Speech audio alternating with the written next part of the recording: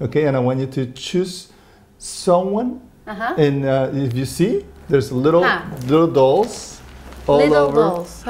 Okay, and just without looking. Random. Without looking. Without looking. Just feel which doll will represent your success.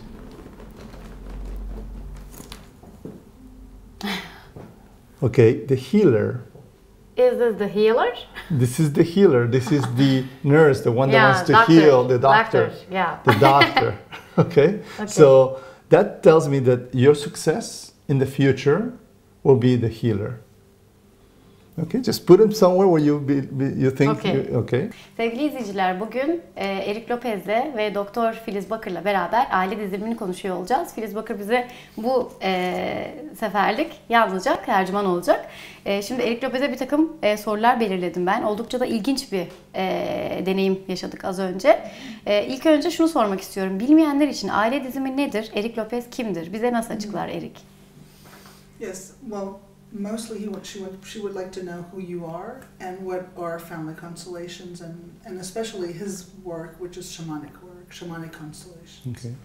Well, I'm Eric Lopez. I was born in Peru, and I've been living for the past 29 years in Miami, Florida, in the United States, actually. And I went to study with Dr. Bert Hellinger in Europe. This type of therapy. It's called therapy, but it's evolving into a more spiritual therapy, and I put my signature as all the shamanic work that I've been doing for many years. And so I call it now shamanic family constellations, because we put the energy of shamanism into a therapy that is already evolving into a spiritual therapy, but in the realms of psychotherapy and psychiatric studies. Eric Lopez Peru doğumlu fakat 29 senedir Florida eyaletinde Miami'de yaşıyor. Küçük yaştan beri şamanizmle uğraşmasının yanı sıra son 15-20 sene gibi bir yıldır da Bert Hellinger'le Almanya ve Avusturya'da okuyup Hellinger'in aile dizim metodunu öğrenip Amerika'da ve Avrupa'da uygulamaya başlıyor. Ve onun yani özelliği, bu dizimlerin özelliği bir şamanik imzası olan metot kullanıyor. Yani şamanizm prensiplerini de entegre ederek çok değişik bir metod ortaya çıkıyor. Şimdi kişi aile diziliminde geçmişten getirdiği, üzerinde taşıdığı bir takım travmaları çözümleyebiliyor veya ailenin önceki jenerasyonlardan taşıdığı işte kürtaj, savaş, ölüm gibi bir takım yani ağır acıları da çözümlemeye ulaştırabiliyor. Bunu nasıl açıklayabiliriz? Yani bu sistem nasıl oluşuyor aslında? Nasıl kişi bu çözümlemeyi yapabiliyor? So this work is based on resolving traumas. This is the question. Traumas that the previous generations of a family or current generations might have experienced. And can you talk a little bit about the principles of this work? Yes, the principle of this work is that there is an imprint in the family ancestry up to 7 generations behind that could happen. For example, loss of a child, loss of a job, expropriation of land, migration. It's big traumas in the soul of the family. So it happened 2, 3, 4 generations behind. It's almost like an imprint in the cellular memory of the family, at the members that happened at the time. But that imprint of cellular memory gets passed on from generation to generation. So not only the traits of your physical traits of DNA gets passed on, also your emotional traumas from the family gets imprinted in the cellular memory. Biz buna genetik, epigenetik belirtiler diyoruz. Nasıl ailemizin genetik bilgilerini taşıyorsak, ailemize fizik olarak benziyorsak, ruhsal yapımızda da ailenin yaşadığı travmalar epigenetik dediğimiz yani genetik bilginin üzerine modifiye edilmiş bir genetik alan oluşuyor ve bu bilgi bütün aile alanını etkiliyor. Yalnız bir kişiyi değil, bütün aile alanı ve geçmişteki nesillerin yaşadığı acılar ve çözümlenmemiş tüm acılara, travmalara veya mutsuzluklara sadık kalıyoruz biz. Şimdi tabii bu grup çalışmasıyla da yapılıyor ve ilginç bir şekilde insanlar bir enerji alanında geçmişten yaşadığı travmaların sebeplerine, hani buna neden olan kişilerin enerjisine girip o cevapları karşısındaki insana vererek bir çözümlemeye ulaşıyor ve inanılmaz gözyaşı dökülüyor. Fiziksel de bir tepki gerçekleştiriyor insanlar burada. Çok zor, hani kolay değil bu olayı anlatmak ama bu döngü içerisinde bu cevaplar karşısında insanlar çözümlemeye bir kere ulaştıktan sonra gerçekten kendi hayatlarında da bu çözümlemeye ulaşmış oluyorlar mı? Okay, so like question. Yeah. So the question is, because do you experienced the group work where people, you know, that you don't know represent members of your family and literally embody what they have suffered, the traumas, the losses that the family has suffered, and there's actually a physical experience because people break down and they weep and they feel the sorrow and whatever, or the anger or the grief. And does this last beyond the experience of the constellation? Can you speak about that? Well, if it's your own constellation, you continue processing the emotions. You can continue even through dreams, even through things that happen through the day, and you feel sometimes the movement on your soul when you made your own constellation. The participants also feel emotion, and they also feel the energy movement. So the whole group participates of the energy movement. Yes, you may continue feeling the releases of this energy in your own family, because not only the one that did the constellation heals, also the moment you participate for someone else's constellation, you also move the energy on your family, and you continue healing that energy to unconscious energy that is coming out to light, for you to be clear of those traumas that you don't want to follow, that you don't want to repeat.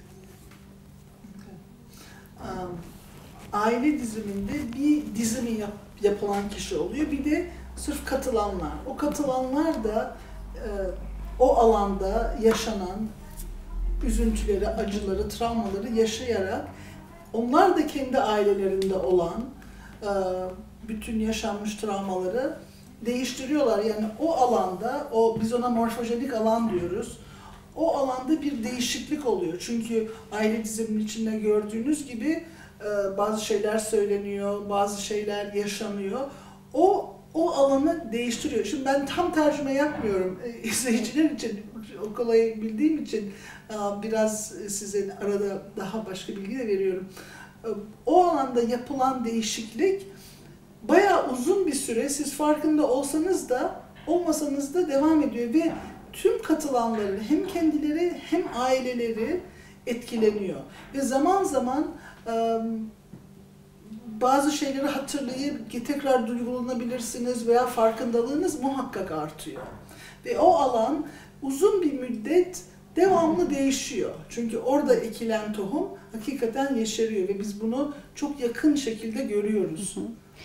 Şimdi merak edilen bir soru. Bir kere geldik ve biz aile dizilimini bir süre yaptık, bitti. Sonra ne kadar gidersek gidelim o kadar çok sorun mu buluruz? Yoksa bir kere gittik, birkaç kere gittik ve bu olay bitti gibi bir şey söz konusu mu?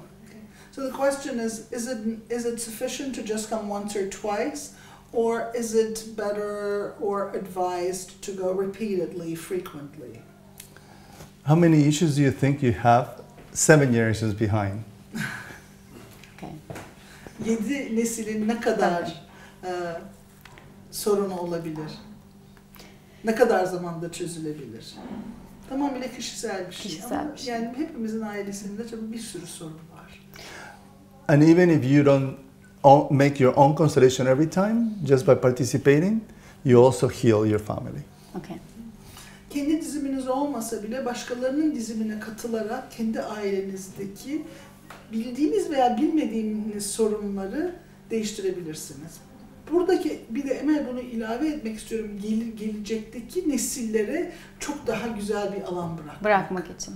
Şimdi diyelim ki şimdi ben bundan çok etkilendim ve etrafımdaki insanlara söylüyorum ve gerçekten ihtiyacı olan insanların da hani gitmesini istiyorum ama o kişi gitmek istemiyor. Ben zorla o kişiyi alıp da aile dizilimine götürmeli miyim yoksa onun zaten bunu istememesi zaten bir şeyleri anlatıyor mu bize? Yani ne olursa olsun kimi götürürsek götürelim zorla da olsa bu işe yarar mı? So the question is, she has experienced personally the process of the family constellation. So if she were to tell others about it, to encourage them to come participate, should she press others to do it, even if they don't want to do it? Will it work if they sort of come against their will or they don't see what the benefit could be? We don't recommend to put pressure on anybody that wants to participate. Only the soul will call it. Okay. Because this is a soul level therapy, which works in the real life. So if you're ready to heal your family, if you're ready to open your heart, your soul will tell you. And so it just is enough by you saying, I want to heal, I want to be successful, I want to get rid of my fears. Just the mentioning of that is sending a message to the soul. And it could be family therapy, it could be nutripuncture, it could be through other therapies. Your soul will guide you where you should go. Biz baskıyla kimsenin gelmesini hiç kesinlikle tavsiye etmiyoruz. Çünkü bu ruh alanında yapılan bir çalışma olduğu için zaten kişinin ruhu onları yönlendirir. Onlar yalnız ben ailemi iyileştirmek veya kendimi iyileştirmek, ilişki alanında, kariyer alanında, sağlık alanında iyileşmek istiyorum dediği zaman zaten ruh onu yönlendirir. Onun için kimseye baskı yapmaya gerek yok. Başlamadan önce konuşmuştuk. Şirketler için de bir takım aile dizimi session'ları yapılabiliyor. Bunlar ne şekilde gerçekleşiyor? Şirketler nasıl yararlanabiliyor ve çalışanlar tabii. We talked before we got started about organizational constellations. Can you talk a little bit about how that works and how companies can benefit from this work? Yes, based on the studies with Bert Hellinger, whatever happens in the family has an imprint, and whatever that imprint goes into your life. It could be in your life of relationships, it could be in your life of your own personal life, and it could go into the realms of the work. Whether you're a worker or you're an owner, whether you have a company or work for a big corporation, a small company or big corporation, you bring that energy into that systemic collective energy. Because we're calling this a collective energy for the family that repeats in your own life, that could be repeated in your own work. And that's the basis of organizational constellations. That whatever imprints you have in your soul, you could repeat it in your own life, and you could also encounter it in your work. Why do you encounter it? Okay. And then I'll answer that question. Bizim ailemizde olan izler, yani yaşanan travmalar, üzüntüler, kayıpların izleri nasıl bizim aile alanımızda, şemamızda varsa, hücrelerimizde de var bu izler. Bu gittiğimiz her yere, bir ilişkiye de, iş yerine de götürüyoruz. Yani biz işveren de olsak, çalışan da olsak, büyük bir şirketin bir parçası veya küçük bir şirketin sahibi ve çalışanı, bu izleri getiriyoruz ve orada da tekrarlıyor bu şema. Dolayısıyla bunları kendi ailemizdeki bu izleri çözersek kariyerimizde de büyük rahatlıklar, büyük ilerlemeler oluyor. Yani biz bunu çok gördük. Hellinger'ın uzun senelerdir böyle bir çalışması var. And you encounter it because you take on that imprint in order to heal it for your family. Your soul makes a commitment. And it keeps repeating, even in your work, emotions that have happened in your family for you to be aware, to wake up and say, okay, I need to do something about it. And this therapy, family constellation, shamanic family constellations, gives you the tool to a little bit make awareness in your own life to change not only your life but the life of the future generations. Bu çalışma ailemizdeki halledilmemiş travmaların, ilişkilerin izlerini iş yerimizde de çözümlememizi gerektirdiğini gösteriyor. Çünkü ruhumuz devamlı bu sorunları karşımıza çıkararak bizi dürtüyor ve farkındalığımızı ilerletiyor ki bir an evvel bunları halledelim, bir çözüm yolu bulalım ki ilerideki nesillere bırakmayalım bunu miras olarak. Çünkü biz bunu halledip alanı değiştirmezsek bu alan devamlı daha yoğunlaşarak gelecek nesillere intikal ediyor. Şimdi geçtiğimiz hafta sonu Eric buradaydı ve bu çalışmayı İstanbul'da gerçekleştirdi. Bundan sonra ne zaman gelecek ve nasıl ulaşabilir isteyenler? Şimdi bizim niyetimiz Nisan sonu gibi gelmek ama zannedersem Mayıs'ın ilk veya ikinci haftası ilk önce İstanbul'da ondan sonra Bodrum'da olacağız. shamanicfamilyconstellations.com'dan schedule'u görebilirsiniz veya Facebook'ta Filiz Bakır veya Şaman Eric Family Constellations sayfalarına da giderek bizi takip ederseniz bütün bu bilgileri alabilirsiniz. Evet. Tamam. Bir de son olarak diyelim ki gelmek istiyor kişiler. Herhangi bir çalışma yapmaları gerekiyor mu önceden? Hayır, sırf kalplerinin açık olması gerekiyor. Okay. Eric başka bir şey eklemek isterse bu konuyla ilgili. Add something. Maybe you should talk for just a moment about the soul being loyal to the suffering. Yes. Why do we keep encountering these traumas? Most people say it's a karma. A karma is a bad word. It's saying that you're taking something bad from your family. You're just taking an imprint. It's like saying, oh, I like this picture. Your soul says, I don't like or not like, because the soul does not make a judgment. It's an imprint that the soul takes on in order to repeat it for someone to see it. For someone to say, maybe we can change this and not pass it on. And that's what the soul wants. The soul wants a reconciliation for the past in order to clear the future.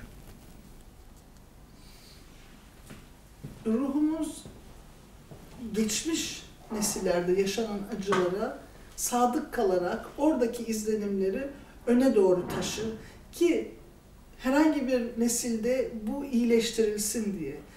Ben bir de şunu söylemek istedim. Bizim ruhumuz körü körüne sever.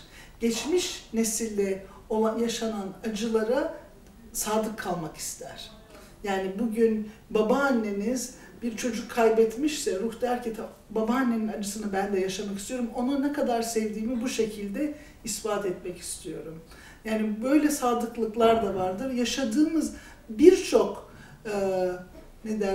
kader aslında bizim kaderimiz değildir. Başka birisinin, başka geçmişte halledilmemiş bir kaderdir. Dolayısıyla kaderlerimizin aydınlığa çıkması için bu gerçekten önemli bir çalışma. And the soul does it due to love, in order to belong to the family ancestry. I just actually Yeah. Okay. Thank you very much, Eric. Thank you. Thank you for the opportunity. Filiz, sana da teşekkür ediyorum. memnuniyetle. Thank you, Feliz. Bir sonraki programda yine önemli bir konuyla karşınızda olacağız. Hoşça kalın.